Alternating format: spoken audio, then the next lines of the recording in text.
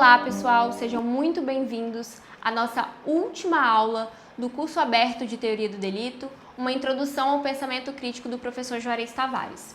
Bom, primeiro eu gostaria de me apresentar, meu nome é Lara, eu sou membro do Centro de Pesquisa e Extensão em Ciências Criminais, o nosso amado CPEC, que é organizador desse curso. E aproveitando, que é a nossa última aula e já com um ar de saudade, eu gostaria muito de agradecer a algumas pessoas. Em primeiro lugar, agradecer ao professor Maurício Dieter, que é nosso coordenador, é a pessoa que nos conduz aqui no CPEC. Sem o apoio dele, esse curso com certeza não se realizaria. Agradecer também aos meus colegas do CPEC, que muito trabalharam para que esse curso acontecesse. E agradecer também em especial a 2 alunos de graduação, ao Arthur e a Vitória. Porque tudo isso que a gente está vendo aqui, se materializando, sem eles certamente a gente seria um pouquinho mais difícil de realizar. Porque, como vocês podem perceber, esse curso ele já dura mais ou menos quase um ano, são 24 aulas. Então, esse curso ele foi feito por muitas mãos. Então, o meu agradecimento hoje, já com ar de nostalgia pelo final do curso, de agradecer a todas essas pessoas que trabalharam para que esse curso acontecesse. E agradecer também, em especial, aos professores que passaram aqui, aos professores que nos ajudaram a construir, a passar esse conteúdo, e também aqueles professores que contribuíram com homenagens e para fazer com que esse curso realmente acontecesse. E, por fim, e não menos importante, agradecer imensamente ao professor Juarez Tavares, que eu acredito que falo por todo o CPEC, O CPEC se envaidece, professor, em poder te homenagear, em poder prestar essa homenagem ao senhor. Então, eu estou muito grata, feliz de estar aqui hoje, ministrando essa última aula, e eu não vou nem chamar de aula, eu vou chamar de um bate-papo, de uma condução, a introdução mesmo do pensamento do professor, porque a sua obra ela é uma obra muito vasta e, por exemplo, o tema que a gente vai tratar hoje, o professor tem um livro específico sobre isso, então, para quem quer se aprofundar nas obras do professor, tem um material muito vasto e certamente eu acho que esse curso, para iniciar, é um guia, vamos dizer assim, muito didático de como começar a compreender e a estudar a obra do professor. O nosso tema de hoje é a culpabilidade dos delitos omissivos. Nós já estamos no capítulo 10, que é o último capítulo do livro do professor. E se vocês estão acompanhando o curso desde o início, vocês percebem que o pensamento do professor é um pensamento que ele foi sendo sistematizado.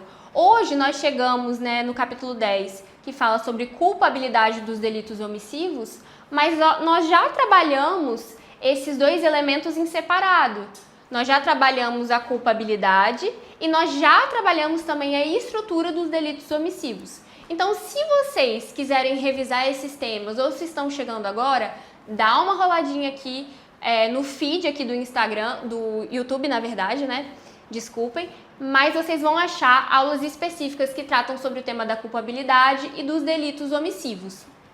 E para a gente chegar aqui nesse final, nesse capítulo 10, a gente precisa já ter compreendido algumas estruturas que são importantes para compreender o que a gente vai falar aqui agora. Então, é muito importante que vocês voltem e olhem e assistam essas aulas e também façam uso do livro do professor do Juarez, que vão até o livro e se debrucem acerca em separado da culpabilidade e dos delitos omissivos. A gente tem muitas aulas aqui no YouTube, em específico aqui no curso do CPEC, trabalhando essas temáticas. E é importante a gente lembrar que a culpabilidade nos delitos omissivos. Todo o pensamento do professor Juarez Tavares, a teoria do delito, ela é construída de uma forma crítica. E aí a gente começa a se perguntar, como que essa teoria ela pode ser construída de uma forma crítica? E o professor Juarez, ele traz isso com muita maestria durante toda a sua obra. E a gente precisa lembrar do porquê estudar a teoria do delito, do porquê compreender a teoria do delito e o que é uma teoria crítica do delito. E aí o professor Juarez Tavares, ele vem trazer isso muito bem em seu livro, nos dizendo, né, que a teoria do delito, ela tem como objetivo estabelecer limites dogmáticos ao poder punitivo do Estado por meio de um controle sobre as agências de intervenção e sobre a jurisprudência. Então, a gente precisa entender a teoria do delito como, a partir a partir de uma ótica crítica, como um limite ao poder punitivo do Estado. Então, dominar a teoria do delito, a técnica, é muito importante para nós que trabalhamos cotidianamente com o sistema de justiça criminal, para que possamos fazer o constrangimento dogmático adequado àqueles que, através das agências estatais, né, trabalham, como eu posso dizer, né, trabalham dando foco, dando vazão ao poder punitivo. Bom, e essa é uma tarefa que ela corresponde à estrutura do Estado democrático de direito, do direito. Então é importante que a gente tenha em mente que a gente precisa compreender a teoria do delito através dos princípios constitucionais. Então, é importante que a gente lembre que as normas criminalizadoras, antes de serem aplicadas aos casos, elas devem ser submetidas a um procedimento de verificação da sua legitimidade, cujos parâmetros elas devem estar orientados no conceito de pessoa deliberativa e pelo contexto. Ou seja, a gente precisa fazer um filtro, um constrangimento epistemológico daquele caso à teoria do delito em si. As bases do fundamento da teoria do delito, né? E é importante eu vou voltar aqui um pouquinho, para que a gente volte a falar sobre o nosso capítulo. A gente precisa compreender que os crimes omissivos dolosos, eles seguem a mesma estrutura dos crimes comissivos dolosos. Isso significa dizer que um dos elementos, né, que estão presentes em ambos é a consciência potencial do injusto. E aí, como é que a gente vai compreender isso? Caso falte ao sujeito, por erro ou errada interpretação da lei, a consciência acerca do dever de agir ou da condição de garantidor, né? Aí vai depender se omissão própria ou imprópria, estará também excluída a culpabilidade. E aí a gente tem que pensar o seguinte: o que vem a ser a culpabilidade? A culpabilidade é um elemento de contenção. E o que significa dizer? Quando a gente está diante de um crime e a gente vai analisar esse ato, na verdade, né, essa conduta diante no mundo concreto, a gente vai se fazer a pergunta: essa conduta é ilícita? Essa conduta é antijurídica? E essa conduta ela é culpável? Então a gente precisa lembrar do quê? Que a culpabilidade é a última contenção que a gente tem de que aquela pessoa ela sofra as consequências penais, né? As consequências do cometimento de um crime. Então, a gente precisa lembrar de duas coisas. Quando a gente está falando de culpabilidade dos delitos omissivos dolosos, a gente precisa lembrar que os delitos omissivos dolosos seguem a mesma estrutura dos crimes comissivos dolosos. Isso significa que a gente já viu aqui, acredito que na aula passada, como se dá a estrutura da culpabilidade nos crimes comissivos dolosos. E aí é importante a gente lembrar, né, embora a gente já tenha tido aula aqui sobre isso, como eu disse, o que vem a ser a culpabilidade que integra o conceito analítico de crime. Então a gente precisa compreender o que vem a ser a culpabilidade. A culpabilidade, ela nada mais é, né, do que um elemento de contenção. Isso significa o quê? Que quando a gente está falando de culpabilidade, a gente vai verificar se o sujeito, mesmo tendo cometido um ato injusto, né? Mesmo tendo cometido um injusto, ou seja, um ato ilícito e antijurídico, se ele pode ser excluído das consequências jurídicas de ter cometido um crime. Então, a culpabilidade, ela é um elemento de contenção ao poder punitivo. A gente pode entender assim, é um elemento que vai fazer é o último filtro de contenção que a gente tem. Bom, dentro dos elementos que compõem a culpabilidade, nós vamos ter a consciência potencial do injusto. Isso significa que, caso falte ao sujeito, por erro ou por errada interpretação da lei, a consciência acerca do dever de agir ou da condição de garantidor, isso aí vai depender, né, se for omissão própria ou imprópria, estará também excluída a culpabilidade. Há de se fazer uma diferenciação nos crimes omissivos entre o erro sobre a condição de garantidor e o erro sobre o dever de garantidor. O erro sobre a condição de garantidor, por exemplo, a condição de pai e filho, é o erro de tipo, excludente do dolo nos termos do artigo 20 do Código Penal. Já o erro sobre o dever do garantidor é o erro de mandamento, que, se inevitável, exclui a culpabilidade, se evitável, atenua a pena de 1/6 a 1/3. Bom, gente, importante a gente lembrar que o professor Juarez Tavares ele tem um livro específico sobre crimes omissivos dolosos. Então, quem quiser se aprofundar no tema, fica aí a dica. Já em relação à consciência potencial do injusto, o professor Juarez Tavares ele vem trazer alguns ensinamentos para a gente. Ele vem dizer que tem que ser feita uma distinção nos crimes omissivos entre o erro sobre a condição de garantidor e o erro sobre o dever de garantidor. E aí ele diz que o erro sobre a condição de garantidor, por exemplo, é a questão da condição de pai ou filho. Esse erro, ele seria o erro de tipo, que exclui o dolo, nos termos do conhecido artigo 20 do Código Penal.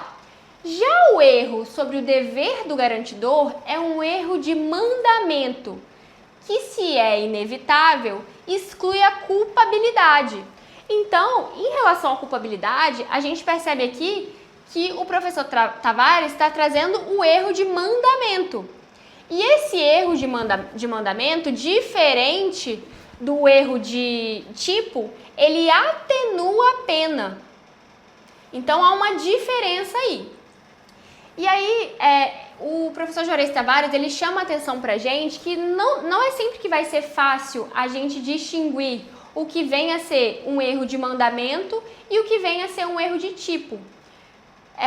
Principalmente quando a gente está lidando com crimes econômicos, né? Por quê? Porque o sujeito, ele não pode, na verdade, conhecer a ação que lhe é imposta e que deve praticar sem conhecer previamente o dever de realizá-la. E aí, o professor Juarez Tavares vem trazer uma questão como a jurisprudência alemã vem trazendo isso. Mas, importante também, eu não vou trabalhar essa parte, mas eu vou passar para a próxima, em que ele traz o contexto brasileiro. E é justamente o que ele fala é que no Brasil, a partir dos anos de 1990, começaram a ter inúmeros tipos penais omissivos em matéria tributária e previdenciária. E essa omissão nesses tipos penais, ela está vinculada necessariamente ao conhecimento prévio do dever de agir. Por quê? Porque esse conhecimento prévio do dever de agir, ele é constitutivo da própria incriminação.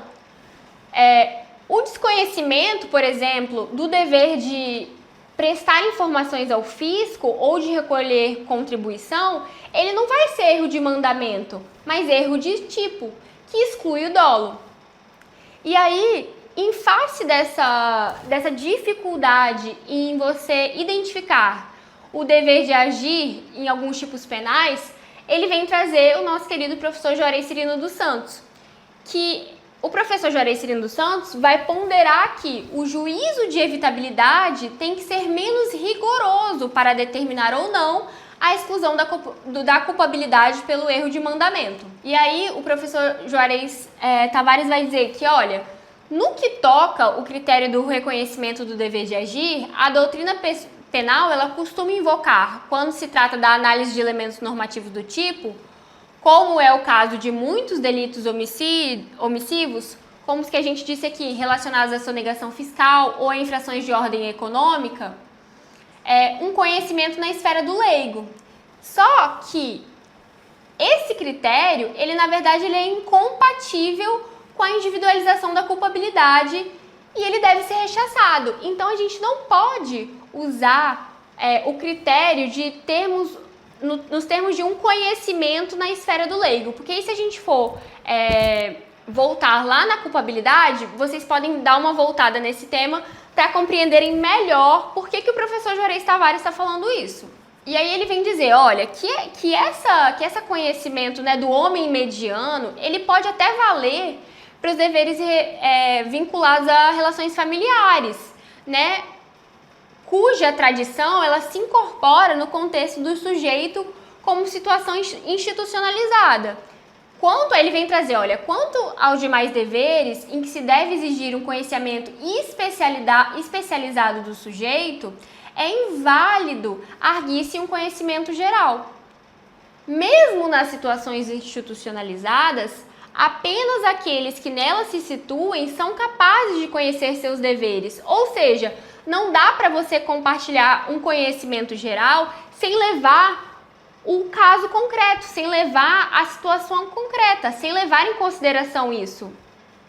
E aí ele traz uma advertência, que o conhecimento dos elementos normativos do tipo não é elemento de culpabilidade, mas sim de imputação subjetiva. E aí a gente pode mais uma vez fazer o quê? Se você está chegando aqui e não está compreendendo o que está sendo dito, você pode voltar nas aulas anteriores e também no livro. E aí ele completa, olha, em alguns casos, quando os elementos normativos do tipo se integram na avaliação de conteúdo do injusto, sem que o sujeito conheça o significado do objeto da conduta que deve praticar e vice-versa, opera-se uma verdadeira unificação entre a tipicidade e a antijuridicidade. Essa unidade da tipicidade e da antijuridicidade conduz ao reconhecimento de um erro que é sui generis, que poderia ser chamado de erro de injusto, o qual teria como efeito excluir a relação subjetiva entre o agente e a norma mandamental. Em termos dogmáticos, esse erro, que poderia ser tratado em modos análogos como erro sobre discriminantes fáticas ou erro do tipo permissivo, implicaria na exclusão do injusto e não da tipicidade ou da culpabilidade. E aí o professor vem completar que o objeto do erro de mandamento é tanto o dever resultante de uma condição de garantidor, quanto o dever legal de assistência. Inclui-se no objeto do erro também a necessidade de atuação para evitar o resultado com probabilidade nos limites da certeza. Aí ele vem falar o quê? Que novamente, nesse momento, surge a dificuldade de distinguir entre o erro sobre a matéria fática, que daria lugar ao chamado erro de injusto, e o erro sobre o dever de empreender ação devida de modo a evitar o resultado. Se o sujeito pensa que não pode atuar porque é incapaz de evitar o resultado, incide no erro sobre o injusto, no erro, na verdade, de injusto. Se, ao contrário, pensa que está obrigado a atuar porque essa obrigação não incide em casos de dificuldade, estará em erro de mandamento. Então, o professor faz essa distinção. E aí ele vem dizendo, olha, da mesma forma como ocorre com o erro de proibição dos crimes comissivos dolosos, a dúvida sobre o dever de agir deve beneficiar o sujeito até com maior razão do que no erro de proibição, porque geralmente as normas criminalizadoras têm à vista condutas comissivas e só, por exceção, condutas omissivas, o que conduz ao desconhecimento do respectivo dever de agir. Não importa, o professor vai dizer, ao erro de mandamento, o desconhecimento do sujeito quanto à necessidade de que a ação devida se equipare a uma conduta comissiva nos crimes omissivos impróprios. Como se trata de matéria vinculada à relação entre elementos típicos que condizem respeito à infração por omissão, o erro quanto à circunstância é também um erro de injusto. Por quê? Porque o sujeito erra quanto à situação fática acerca da necessidade de atuação. Por exemplo, a mãe pensa que o filho menor, que está junto ao mar, não necessita ser dali retirado, porque aquela parte da praia é de baixa profundidade. Então, aqui nesse capítulo, o professor esclarece, acerca sobre um dos elementos da culpabilidade, que vem a ser a consciência potencial do injusto. E aí, em seu livro, ele prossegue, nesse capítulo 10, em relação às causas de exculpação. E aí, o professor, ele vem explicar o seguinte, que tem aplicação nos crimes omissivos dolosos todas as causas legais e extralegais de exculpação, como, por exemplo, o estado de necessidade, a coação irresistível, a obediência hierárquica, o excesso excusável de legítima defesa e uma causa geral. E aí, o que ele vem discutir nesse capítulo é principalmente essa causa geral. E aí eu vou chegar aqui no ponto principal com vocês. E aí, no que se refere às causas de exculpação, o professor Juarez Tavares vem tratar também a questão da inexigibilidade da conduta diversa, E ele diz que essa inexigibilidade, ela está vinculada praticamente à determinação do dever de garantidor, que condiciona como elemento do injusto a própria culpabilidade. E aí ele vem dizer, olha, que convém salientar que aqui, nesse momento, não estão sendo levadas em conta os pressupostos materiais ou formais da posição do garantidor que constituem elementos próprios da tipicidade, senão o domínio do sujeito acerca do acontecimento, com vistas à sua capacidade concreta de atender à imposição normativa da proteção do bem jurídico posto em perigo. O que fundamenta, portanto, a culpabilidade é o juízo sobre se o sujeito, nas circunstâncias em que se encontrava, dominava o processo de produção do resultado e se ele poderia, então, proceder, ou seja, tomar uma decisão acerca da necessidade de sua atuação para evitar o resultado. E aí, em se tratando de normas determinativas e não proibitivas, o poder de atuar de outro modo deve ser tratado de modo diverso do que se dá nos crimes comissivos, no sentido de declarar sua inexistência diante da situação de instabilidade do sujeito. Como se esse juízo ele fosse tomado negativamente, como excluída a culpabilidade quando o sujeito se encontra em uma situação de conflito entre a necessidade de atuar e a possibilidade de se omitir. Assim, não tem como negar a possibilidade de uma cláusula geral de exculpação nos delitos omissivos. Porque basta que a gente demonstre, no caso concreto, a necessária vinculação entre o domínio do fato e a capacidade pessoal de entender as imposições destinadas a exercê-lo em face do bem jurídico. Para que a gente aconteça o que com isso? Para que se exclua a culpabilidade por ser inexigível ao sujeito que ele se comporte de outra forma.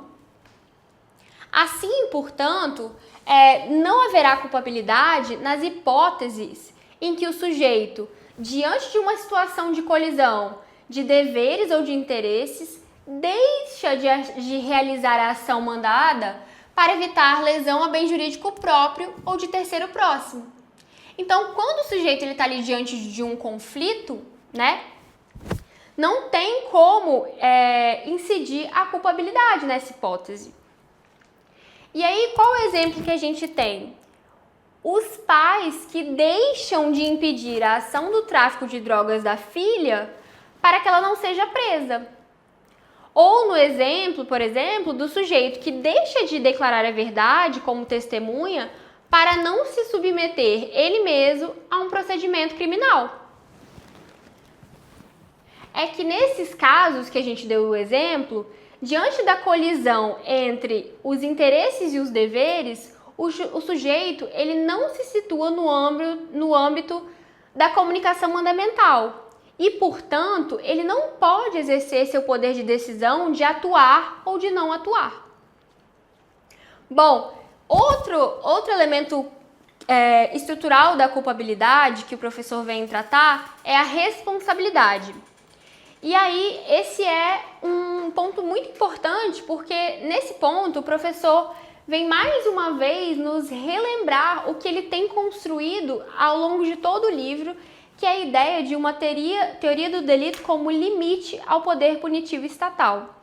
E aqui, na questão da responsabilidade relacionada à culpabilidade, ele traz isso muito claro. Por quê? Porque o professor Juarez ele deixa claro que quando o conflito ele puder ser resolvido de um modo menos gravoso, aí também estará excluída a responsabilidade do sujeito pela omissão de atuar.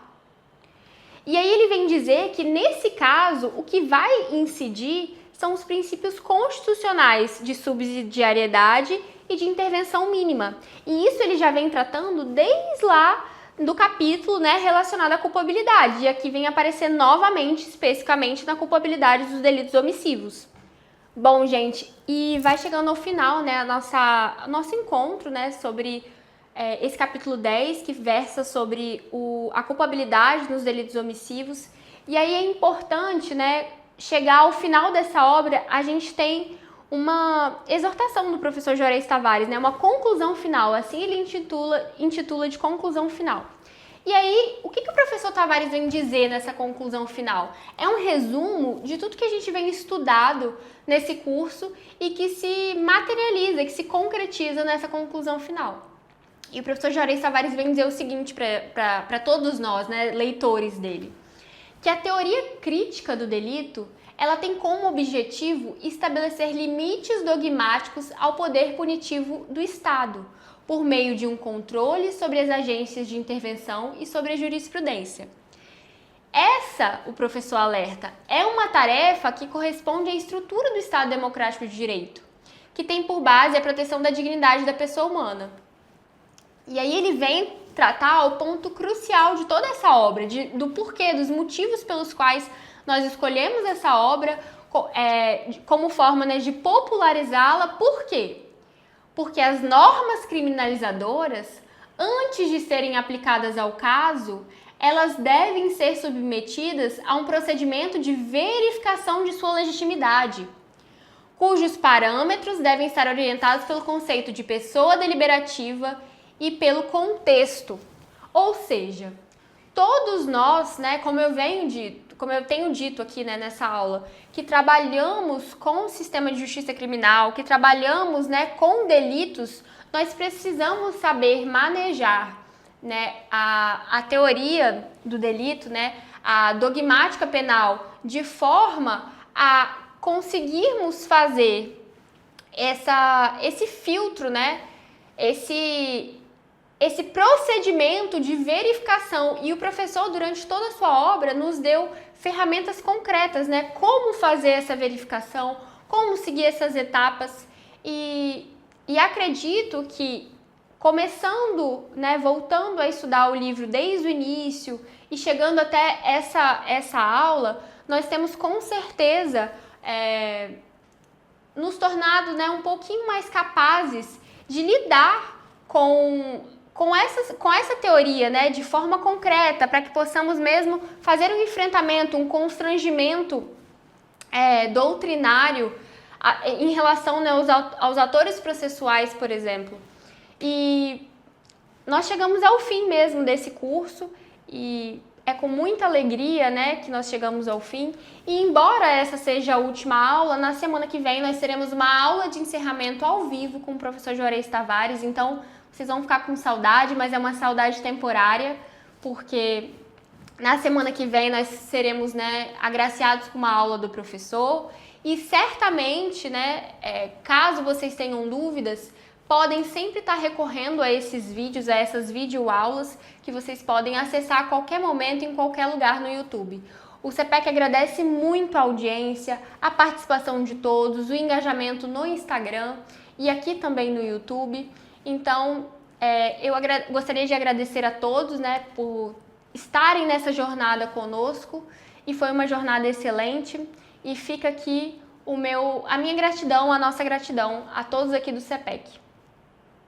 O professor Juarez Tavares é um jurista que, como poucos, reúne uma extraordinária sofisticação acadêmica com uma intensa, sensível conexão com a realidade humana e social, de modo que as suas obras, a sua produção científica tem profunda capacidade transformadora do pensamento jurídico e vocação para a perenidade. A isso tudo se soma uma coerência inabalável na vida, para além da academia, como membro do Ministério Público ele foi, como advogado, como cidadão. Eu tenho o privilégio de conhecer pessoalmente Juarez Tavares há mais de 30 anos e, inclusive, como ele sempre me deixou muita vontade, como ele sempre foi muito atencioso e generoso com os jovens, nos primeiros anos eu tinha dúvida se deveria tratá-lo por professor ou se poderia chamá-lo simplesmente pelo primeiro nome. Hoje eu me dirijo ao Juarez, porque ficamos amigos, mas todas as vezes que nos encontramos, a minha saudação inicial é como professor Juarez Tavares, que é uma singela forma de eu reverenciar um dos maiores juristas da história brasileira, com quem eu tanto aprendi e continuo aprendendo. Ler, estudar, ouvir Juarez Tavares é sempre fundamental. Então, viva Juarez Tavares. Juarez, meu amigo, eu não sou muito bom de gravar vídeo, você sabe disso, mas eu queria dizer que só o fato de eu estar te chamando de Juarez aqui, você sendo um professor, doutrinador que você é, reconhecido internacionalmente, já é uma grande honra, motivo de orgulho para mim. E isso demonstra o que você é, né? Porque a sua simplicidade, a sua humildade, no trato com todo mundo, é muito evidente. Eu queria te dizer que você merece todas as homenagens possíveis, imagináveis, todas as homenagens que fizerem para você são poucas diante do que você representa para o Brasil, para o direito penal, para a discussão política nacional. Uma pessoa com a tua bagagem, com o teu conhecimento, defender garantias, defender o abandonado, defender aquele execrado, defender aquela pessoa humilhada, sem esperança, nesse sistema penal brasileiro perverso, de morte, sem direito, sem nada, porque o nosso direito é só uma fantasia, é só uma ilusão de faz de conta, um faz de conta enorme que só causa morte, só causa mais violência na sociedade. E você, com a sua bagagem e sempre reconhecendo isso, tentando fazer da dogmática algo que salve vidas e ao mesmo tempo reconhecendo a impotência disso tudo, você é muito grande, Juarez, você é muito importante. Obrigado por tudo, obrigado pelos teus textos, obrigado por você existir, obrigado pela tua amizade. Tamo junto, amigo. Um beijão.